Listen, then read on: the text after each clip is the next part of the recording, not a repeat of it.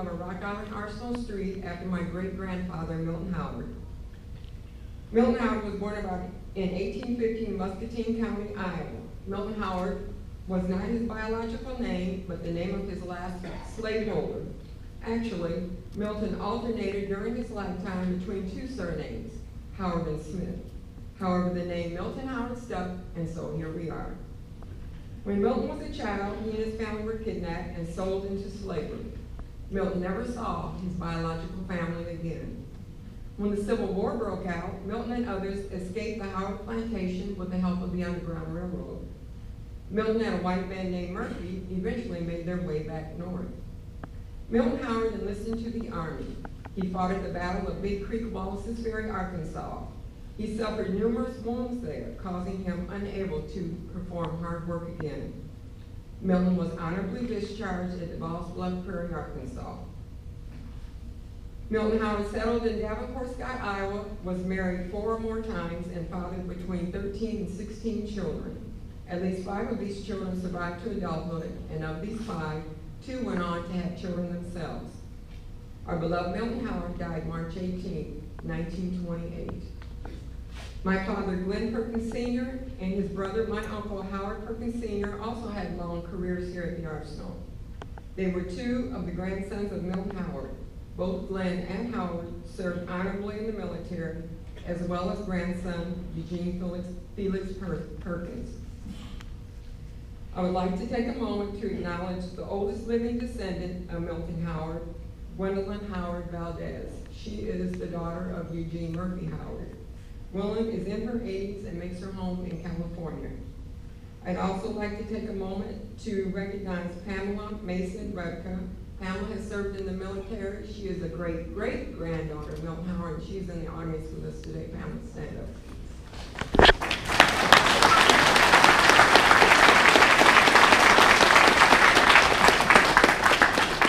Pamela served in the Army as well as her son, Brandon Mason, who would be 3 greats, great. And will now other members of the Howard family that's in attendance today please stand.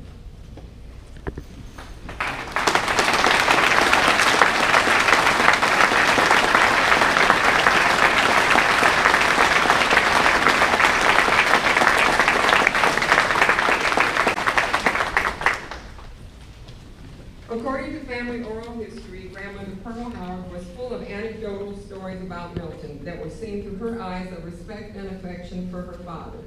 Grandmother Pearl once said that because she grew up in a multicultural neighborhood, she experienced firsthand how dynamic her father, Milton Howard, was. There was a Swedish family that lived to the north on Judson Street in Davenport, Iowa, the Oskarsons. There was a German family to the south, the Heinzes. There was a Spanish family across the street, the Maciases, and there was a Cuban family next door to the Heinzes. Her father, Milton Howard, had no formal education, yet because Milton was fluent in several languages, he communicated with his neighbors and was well loved by them all. That affection was carried over to all of us as his descendants who lived in the neighborhood. We all became like family, and we were all accepted because we were the offspring of Milton Howard. Milton Howard loved serving others. One of his many civic duties was to represent his ward as a city council alderman alternate. He served as a minister at Third Baptist Church in Davenport. Wife Lena served in the missionary circle. Daughter Pearl was the organist, and Eugene served as the church clerk. It was a family affair. Milton and Lena Howard entertained guests in their home frequently. Once the Howards prepared a luncheon for Milton's old friend, Reverend T.B. Stovall, who is the pastor of Bethel African Methodist Episcopal Church in Davenport. Another time, the Howards entertained the Third Baptist Missionary Society and the Junior Girls Sunday School. Milton Howard's son, Edward Charles, and his wife, Roosevelt, were also reported as entertaining guests in their home frequently as well. Milton was appointed an officer of King Solomon's Lodge in Rock Island, Illinois. Another story, Grandmother Pearl and Pearl's son, my uncle Howard Perkins, remembered his grandfather Milton that as a child, whenever Howard Perkins was hiding under the bed, Grandpa Milton would pull Howard out from under the bed with his hickory stick cane.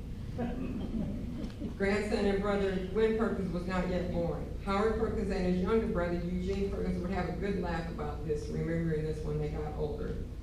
The story I remember the best was Grandmother Pearl telling me that when she was a child, her father, Milton Howard, would put on his glasses and ask her to go get the newspaper so that he could read it. One day, her father asked her to go get the newspaper, and she doubled back around and saw that he was holding the newspaper upside down. It was then she realized that he really couldn't read. The life of Milton Howard was brutal and challenging, but he had a caring and compassionate heart. He served his country, worked without complaining, and always took time to help others. He was not given much. His sole advantage in life was that he was born to a free mother. I think he always remembered this and that it was always in the back of his mind as he went about his daily tasks. Milton Howard played the cards of life that Jesus dealt him, and he made a life where there was no life to be had. What I believe Milton Howard would want us all to remember today is to never give up. The only failure is in not trying and continue to try. Rest if you must, but never give up. The victory will be yours in the end. Thank you.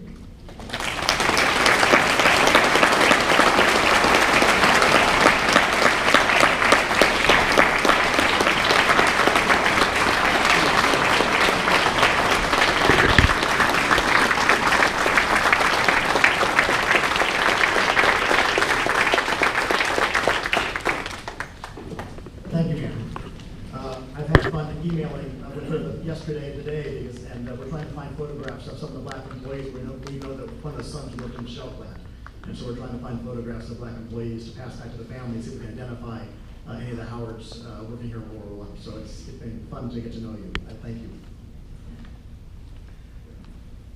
Now we turn to Master Sergeant Retired John F. Baker Jr. Master Sergeant Baker, being born in Davenport in late 1945 and attending Moline High School, is more known to us than Milton Howard. Today, in addition to his wife, we have 3 Vietnam veterans who served with Baker in the 27th Infantry Wolfhounds. Small in stature, John Baker was huge in bravery and service to the nation and his fellow veterans. Baker was 5'1" and weighed only slightly more than 100 pounds. His father was a trapeze artist, and John became a gymnast. It may have been his gymnast physique that allowed him to enlist in the Army with this small size.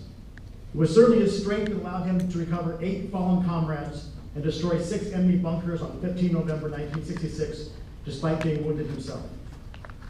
His bravery was noted that day in 1966, resulting in the award of the Medal of Honor. But his career did not end there. It was also his bravery and determination, as well as his size, that led him to become a tunnel rat. The same determination that led him to request return to Vietnam. As a drill instructor, he trained new recruits to the best of his ability, giving them every tool he could so that they would survive in combat. And after he retired from the Army, he started a second career in the Veterans Administration, where he could assist veterans after the combat was over. Master Sergeant Baker's Medal of Honor citation notes, quote, selfless heroism, indomitable fighting spirit, and extraordinary gallantry. President Lyndon B. Johnson at the Medals of Honor ceremony, quote, the battlefield is the scarred and the lonely landscape of man's greatest failure, but it is a place where heroes walk. Master Sergeant Retired John Baker displayed his heroism not just on the battlefield, but through service to country for an entire career, preparing soldiers for future combat and working to take care of soldiers after he and they left service.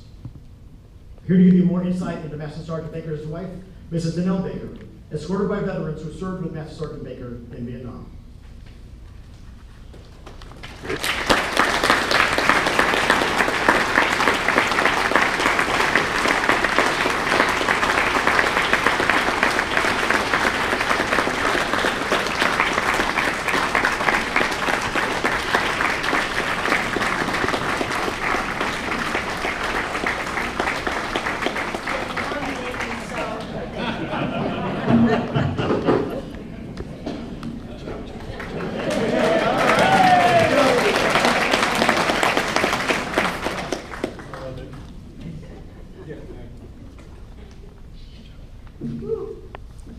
They expect me to talk for a half an hour.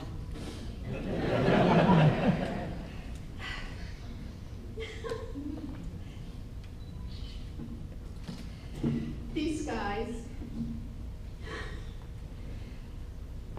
What's he gonna do this?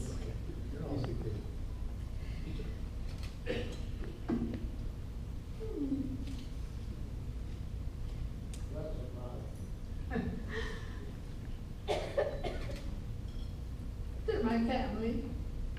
Because John's not here, they still take care of me. And they took care of each other in Vietnam. That was the most important thing for these guys. They're brothers, and they make sure that they come home. Life is kind of a wondrous thing.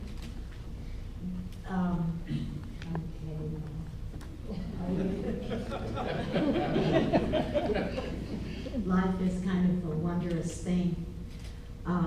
Being a young boy, playing in the streets of Davenport and Moline, and then becoming a soldier and being stationed right here at Rock Island Arsenal.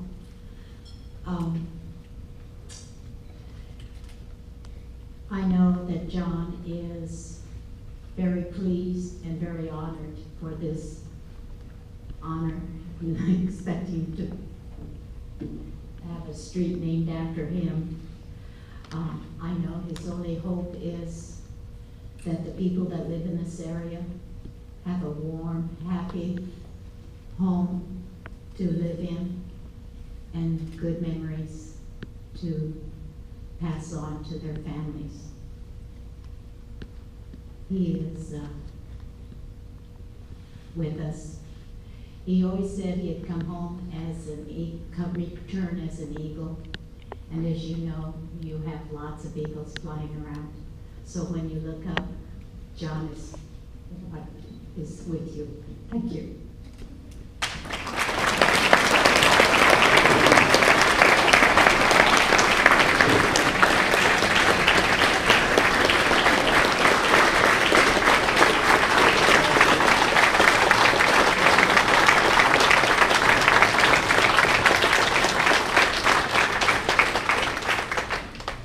Thank you, Mrs. Baker.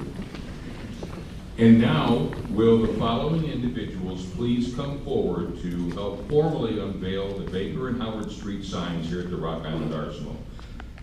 Major General Gentry, Command Sergeant Major Johnson, Mrs. Baker, Mrs. Orozco Gutierrez, Colonel and Mrs. Brown, the senior Eagle Point Housing Area residents. And I'm going to read a proclamation, and then we will unveil. We all set? Okay. By order of the Adjutant General, in accordance with the requirements of Army Regulation 1-33 and Army Directive 2008-3, streets in the Eagle Point Army Family Housing Area, Rock Island Arsenal, are hereby authorized to be named to memorialize Master Sergeant John F. Baker, Jr., Medal of Honor recipient, and Mr. Milton Howard, 56-year Rock Island Arsenal employee. Approval is granted this 15th day of July 2018, signed Robert W. Bennett, Brigadier General, USA, the Adjutant General. And now, will each individual, you have the screens. At my count of 3, we'll conduct the ceremonial unveiling. 1, 2, 3.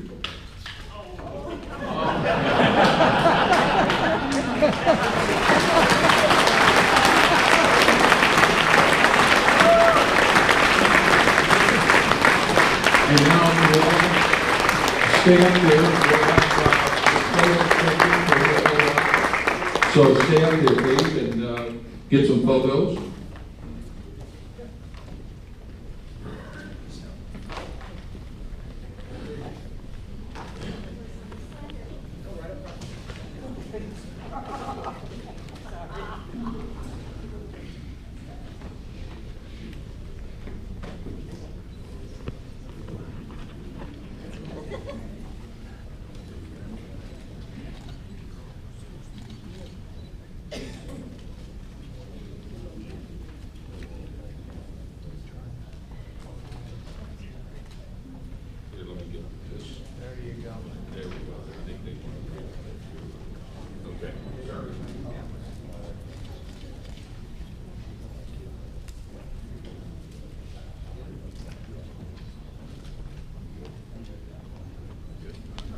Everyone good? Good.